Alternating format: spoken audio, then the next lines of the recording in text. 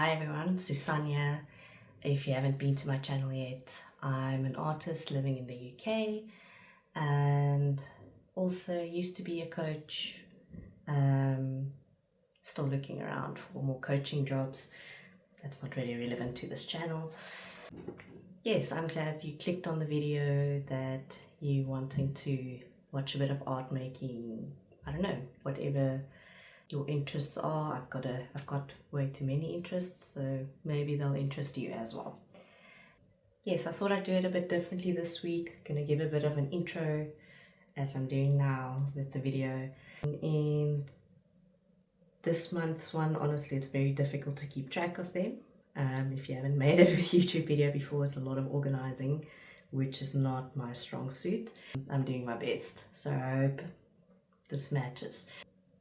So yes, in this one I'll be doing a bit of studying, some still life drawing practice, sketching, there's a bit of painting.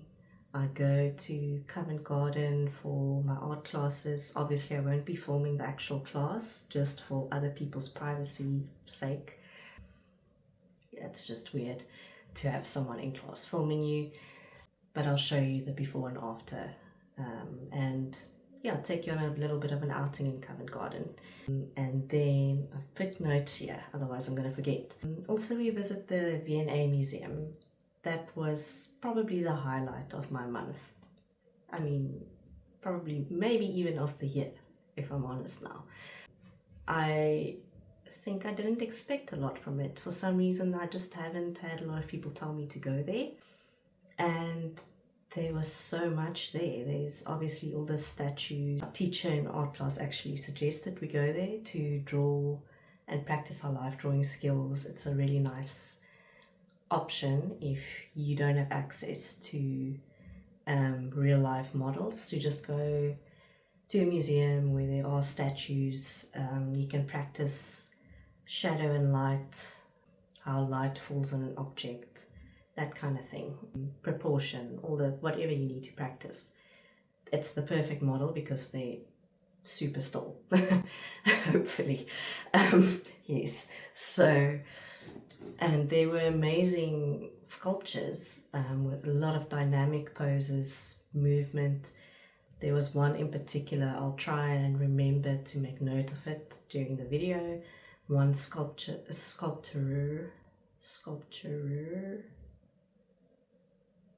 artist that caught my eye, and that a lot of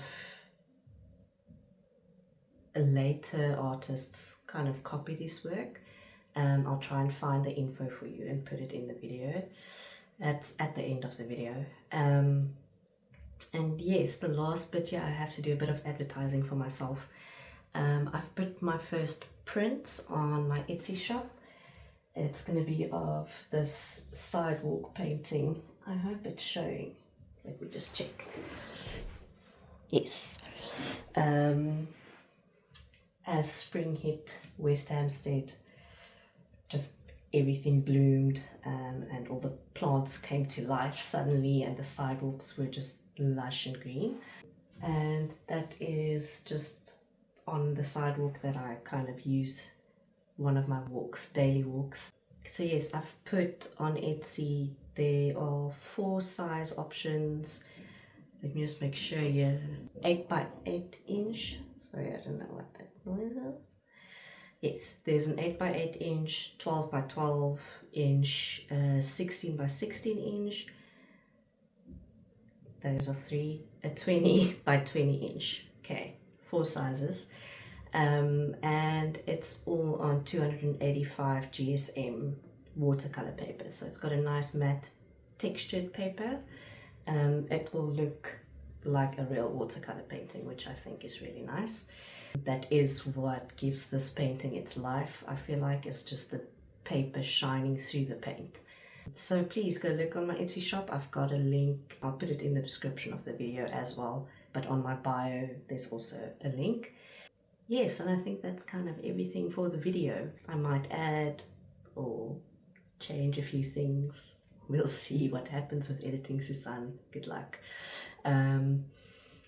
I hope you enjoy, and I hope this can keep you company if that's what you need, or give you some inspiration if that's what you need, or just give you some travel tips if you're ever planning on coming to London. You can see firsthand what is available here. There's really a lot to do here. Yes, enjoy the video.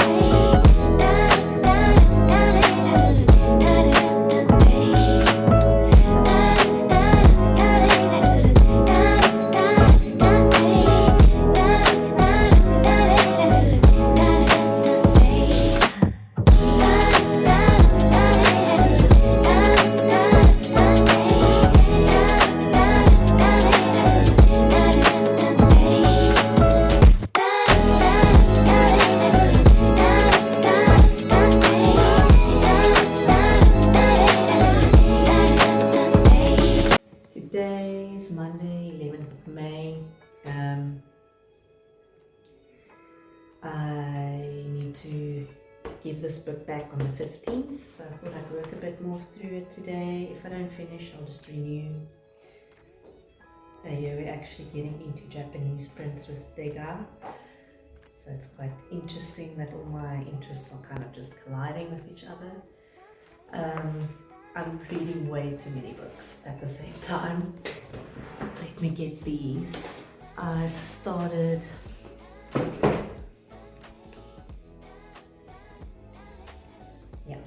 this one, War and Peace. I'll have to check my Goodreads. I can't check now, it's on my phone. I think I started it August last year. We're in April now. So, I mean, a long time, but I do feel like I haven't been reading it continuously. I would take a little break and then go on. Ideally, I would want to read it continuously. I feel like it does flow really nicely, obviously. I'm getting back into it again now that we're a bit more settled and I've got time to get back into a normal routine and everything. I'm almost finished. I just read the whole book 3 part 2 that basically deals with the battle at Borodino between the French and the Russians, basically. In 1912, I think it was 1912 campaign. I'll check later, fact check myself, Susan, check.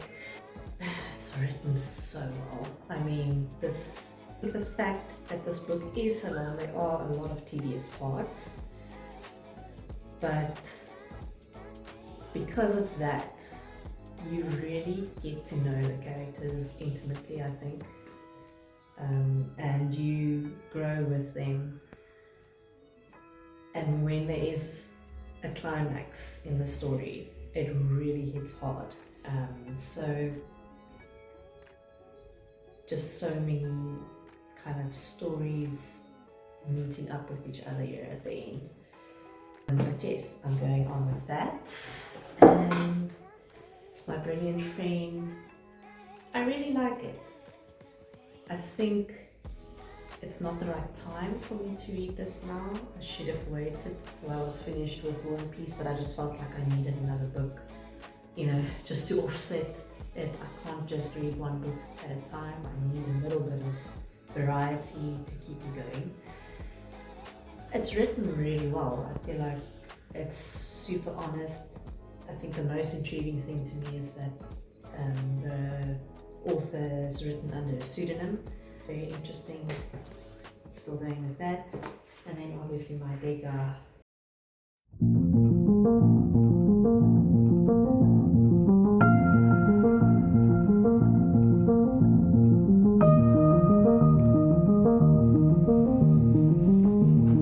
Yeah,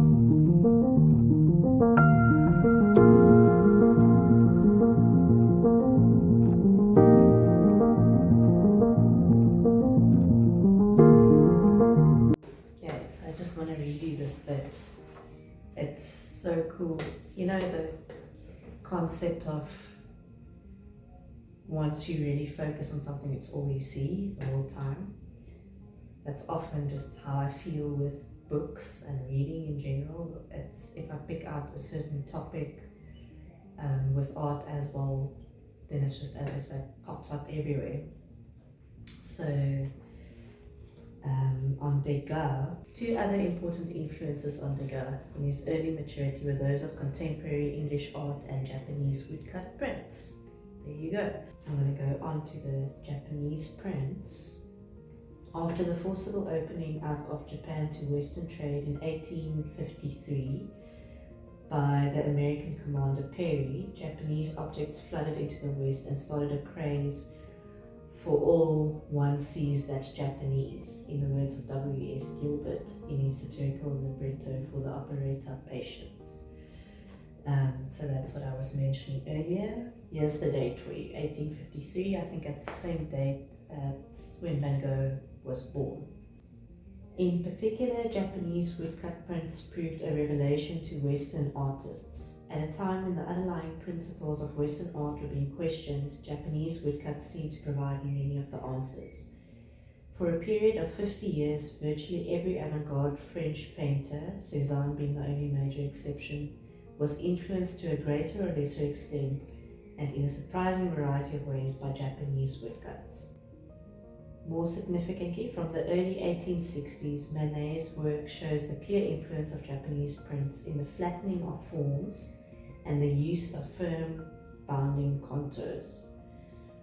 However, it is arguable that of all the many European artists affected by the discovery of Japanese art, Degas made the most original and creative use of this influence. It says Degas' paintings almost never show traces of, I do not know how to pronounce this, Japaneserie, the use of Japanese accessories for exotic effect. Instead, he was far more interested in the underlying principles of Japanese art, Japanism, particularly in composition and the rendering of space. The earliest example of Japanism in Degas' art may be seen perhaps in the asymmetrical and unconventional composition of Women with the Chrysanthemums, painted in 1865. It was not until the 1870s that Degas experimented more adventurously with stylistic features associated with Japanese art: asymmetry, high viewpoints, flattening of space, startling juxtapositions of near and far, and the cutting of figures by the edge of the canvas or by architectural features. So here they show an example of near and far. Let me bring you over here, because otherwise you're not going to see with the light. There's Hiroshige, and you can see the figure being cut off, basically just leg and arms, and then the landscape being far off in the horizon. More inspiration.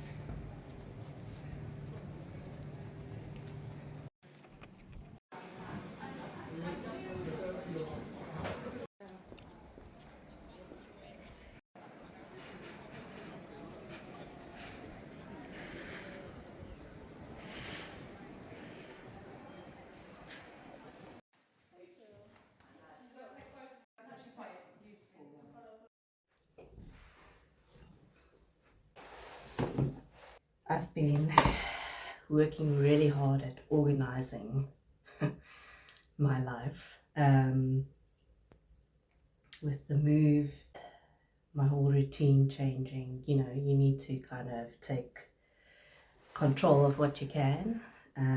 It just occurred to me. I read in my diary, or yeah, my diary, you know, painting ideas, what I need to do to improve my art or my skills or whatever. And I wrote here, I need an aim.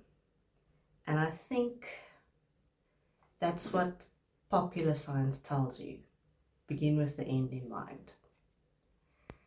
With a lot of things, if you're working in a very left brain organizational environment, yes, definitely, you need to know what you're working towards, what is your main goal, and to an extent art as well. But I just keep being reminded every time that I go back to an art class, or which I did yesterday, or that I just go back to basics. I did some work on perspective this morning. I'll get to that later. But every time I do that, I'm just reminded, with art it's the other way around. You can't always know what you are working towards. My brother actually, he stuck a quote to my door when I was little, and it was, I think, from Renoir, and he said, begin with what is known and the unknown will be revealed to you. I mean, isn't that just like takes pressure off? You can't predict everything. You can't worry about the future constantly. It's an illness of modern time. We want to always have something that we need to get to. You know, that end needs to be pushing us further and further, constant improvement all the time. I think that happens in art as a byproduct, the constant improvement. You kind of just need to know where you are at right now. Right now, I know, and I've always known, I'm really good at, I did technical drawing at high school. So I'm good at three-dimensional or spatial, my spatial awareness is really good. I'm good at visualizing how things look from the front, how they look from the back, underneath, rotating in space. And I only did that for like a year in high school, and I never returned to it. And I know that that is one of the things I need to get back to, just to go into a direction that I enjoy. I'm not even talking about that I'm good at, just that I'm naturally inclined to think that way. I'm always thinking about shapes, and not even, you know, not intentionally. It's just when I see something, I see the whole picture. And so for that reason, I started literally from step 1, step 0, perspective basics, linear perspective basics.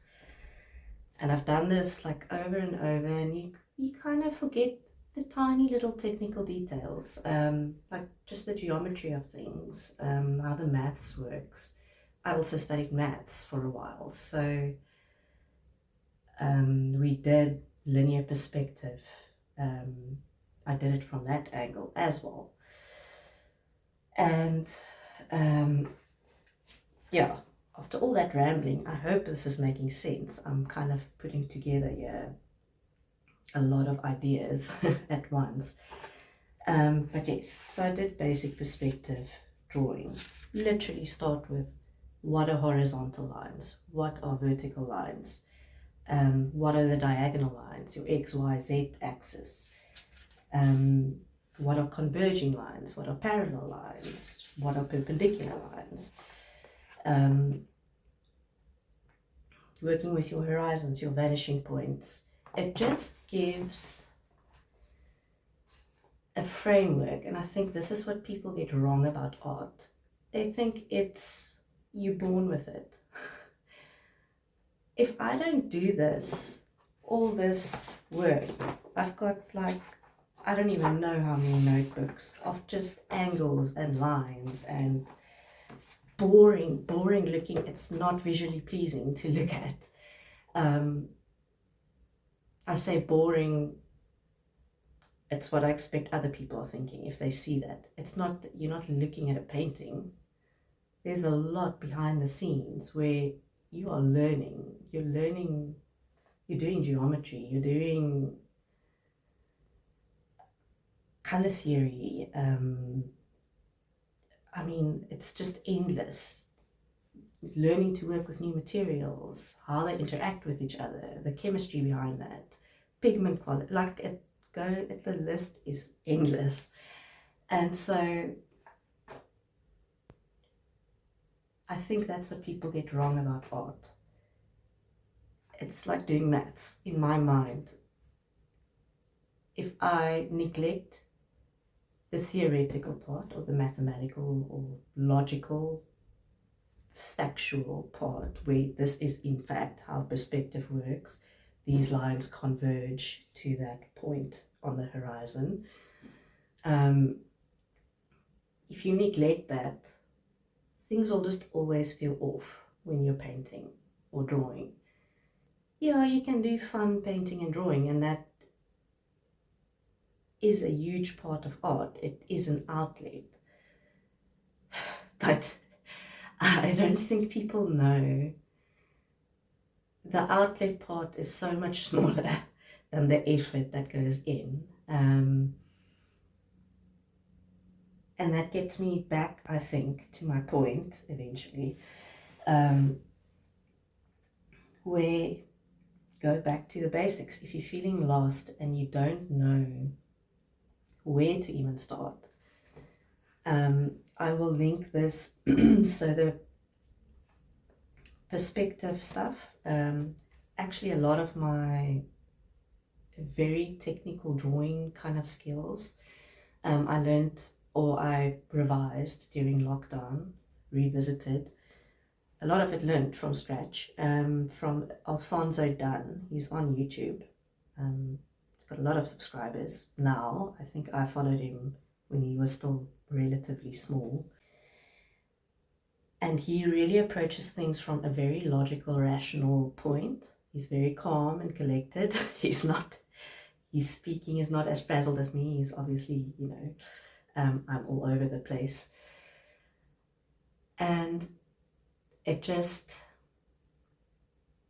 gives you a framework to work from, which I think is what you need when you're feeling overwhelmed. You need a framework and a reference point and small steps to build. So yes, I've been doing his perspective drawing tutorials. He's got a 3-part tutorial. I think I still have 1 part left. And it ties into, so I've been reading about Degas and Japanese woodcut, his inspiration from Japanese woodcut prints. And that got me thinking when I looked at the Japanese art. It was Hiroshige in the book. I think I showed it to you guys. You need to know your basics. You need to know how perspective works to make something convincing, and then to play with that to create even bigger impact with your picture, with your painting. You can't build on nothing. So yes, I'm going back to perspective, 3-point perspective. I need to practice all of it, but especially 3-point perspective. So I'm going to do some drawings. What also got me started on this, we did some still life drawing in class yesterday. That was a tough session. It was really good. and it opened my eyes to just how incorrectly I see, and I felt lost in terms of horizon lines. So I thought I'd just revisit that, refresh my mind how that works. I think what happens a lot is I overcomplicate. I will learn a piece of information or theory or just a fact, and my mind will afterwards, if I give it enough time, it will make it into something bigger, that there's more to it than what I remember. I don't know if this happens to anyone else. Please let me know if it does, because I'll just feel less alone. But yes, it makes it into, I kind of remember what I did, but I'm sure there's a lot more to it that I've forgotten. I underestimate my knowledge. And then when I revisit it, I'm like, but I know all this. What did I think was there that I don't remember? So for that reason alone, I need to revisit things. I do forget things, definitely. But I also forget that I remember things. So on that downward spiral, I'm gonna do some... I'm really sorry, guys. I'm tired. I feel like I say that literally in every